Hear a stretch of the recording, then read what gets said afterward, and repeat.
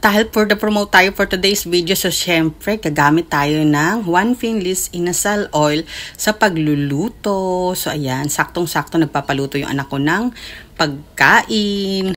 So alam niyo ba, ang 1 Finlis inasal oil natin is zero cholesterol and healthy siya. Super healthy compared to chicken oil. Kasi hindi siya made from chicken fats or chicken skin. So, pero taste like chicken oil siya, as in super ka-taste lang. Wala kayong makikitang pagkakaiba.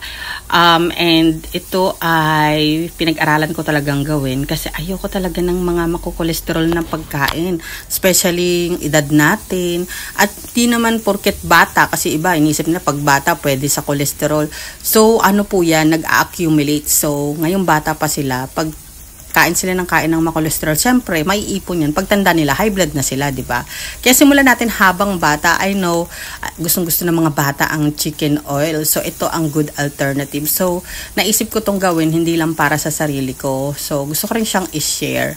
Ayun, para sa sarili ko pala naisip ko, tapos gusto kong i-share, ganon. So ito nga palang recipe ginagawa ko is walang pangalan kasi ito ay pacham or embento. So ayan.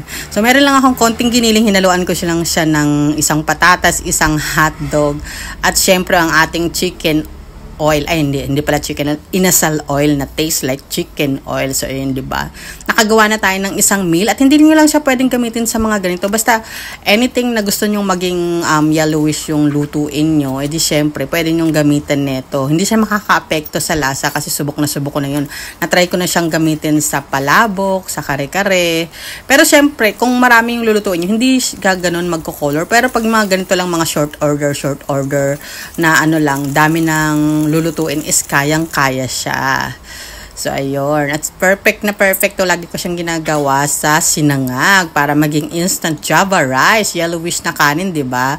Ayaw nyo yun.